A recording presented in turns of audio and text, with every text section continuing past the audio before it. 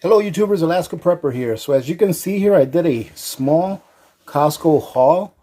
And the main reason I went to Costco today is because I wanted to load up on proteins.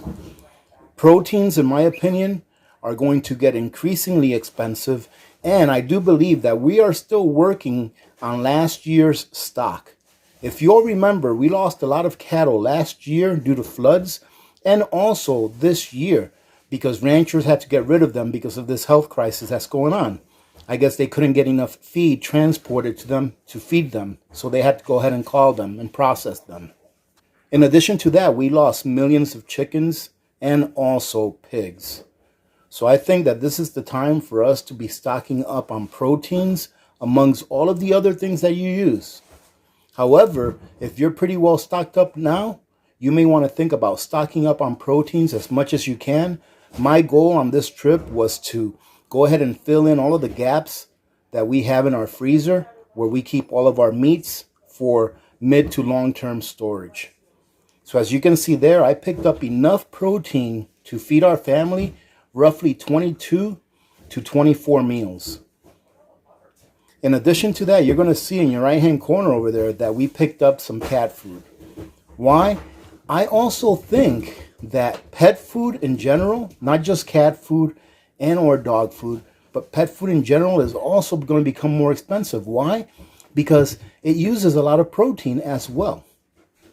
So if you guys have pets, go ahead and stock up for your pets as well. What you see there is actually two bags. There's one right behind the other of cat food, and that should last Miss Pebbles at least a good 6 to 9 months.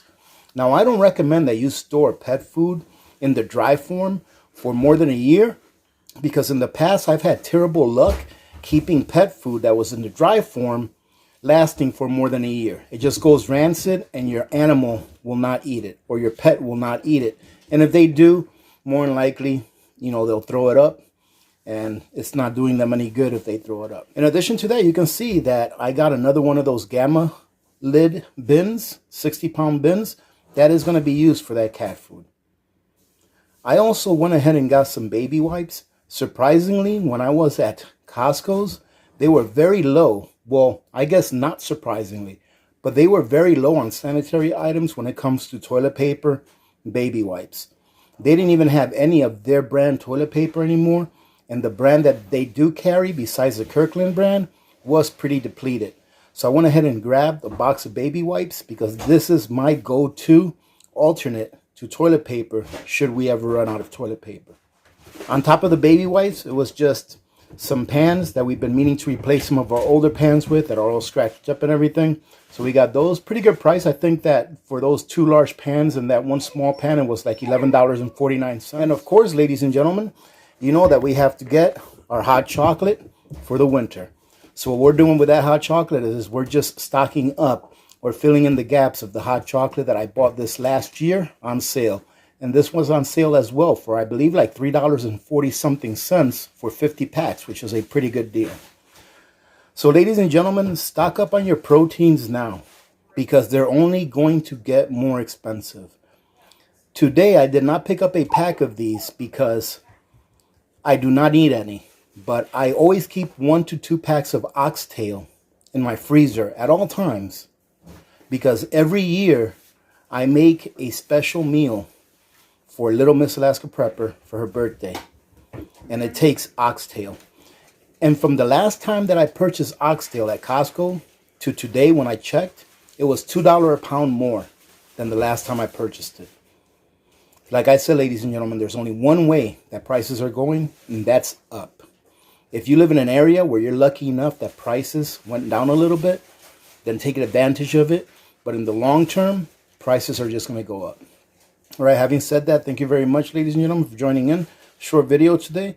Just wanted to share with you what I picked up today and want to encourage you to continue to prep, continue to stock up everything that you know that you need in order to keep your own control in times of crisis. And ladies and gentlemen, check this out. I did find a turkey. They had 2 of these turkeys left at Costco today.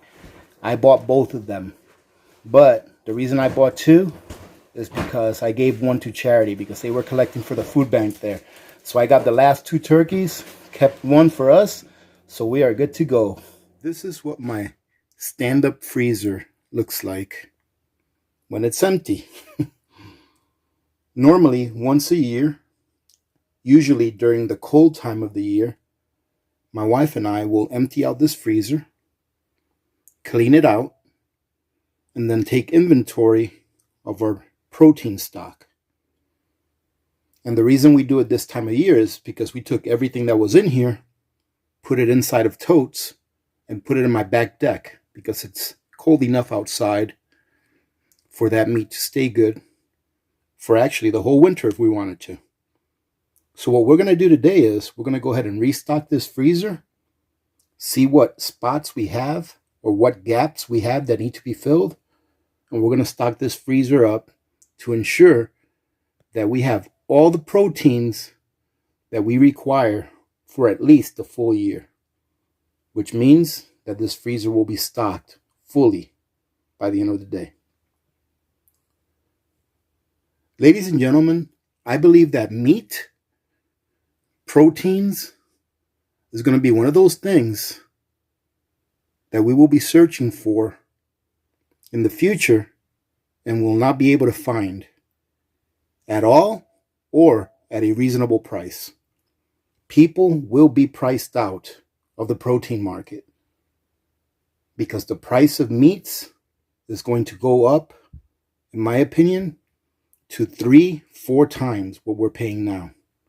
So stock up while you can. Now, ladies and gentlemen, I just wanted to show you real quick what my freezer looks like after we repack it. And I want to show you something specifically that I do just to make sure that I have room for when sales occur. So as you can see up here, we just have all of our miscellaneous. We have fruit, we have pot pies, we have chicken wings and stuff like that. We have orange juice. And then here we have mainly bacon, right? Different types of bacon. Here, this is my overflow butter, and I'll show you why it's overflow along with some yeast, and mainly our chicken. Over here, we have mainly our steaks. And then down there, we have mainly our pork products. Okay, we love bacon, so that's why we have one shelf mainly for bacon. And here is my butter collection. Now, ladies and gentlemen, that's a lot of butter. But you know what? Butter will last pretty much years as long as you keep them in deep freeze. And as you can see, I have space. I have a little bit of space almost in every shelf. And what I like to keep that little bit of extra space for is if there's sales. If there's a sale, I can pick stuff up knowing that I'm going to have room to be able to still put in my freezer. Now, knowing that in about 2 weeks there's going to be a sale on beef at Costco's, we made sure that we still left a little bit of room, especially in the beef section. This may not look like a lot of room, but we can easily fit 10 or 15 pounds of meat in there. So when the sale occurs, we know that we have room to put stuff in there and get it at a good price. Now, bacon is going up so high that what I think is that the next time that we go shopping for meat products, I'm going to continue to buy this type of bacon, because this kind of bacon is kind of hit and miss. Sometimes we get a batch that doesn't taste that good. It tastes like maybe when the animal was processed, there might have been some extra adrenaline or something like that in his blood. Just doesn't taste that great all the time. But this bacon right here has never missed. It's always been good quality, tastes good, and it takes up a lot less room than this uncooked type of bacon. So I just wanted to show you what it looks like after we pack everything in. Always remember to leave a little bit of extra room just in case you run into sales. You may be asking where that turkey is that I got. We just left that outside. We left it outside in a tote because it's like 15 degrees outside and it's only going to get colder for the next couple of weeks. So we have no problem leaving it outside. That way we can keep room in here and know that we have room for when the sales hit. All right, ladies and gentlemen. Well, this is the tour of my frozen pantry, I guess you can say. Having said that, remember to be good to each other. When good people do good things happen. Remember to reach one, teach one, and repeat. If we all did this, the world would be a better place, and you know that it will be a better place. Many blessings to all of you and your families. This is Alaska Prepper. I'm out.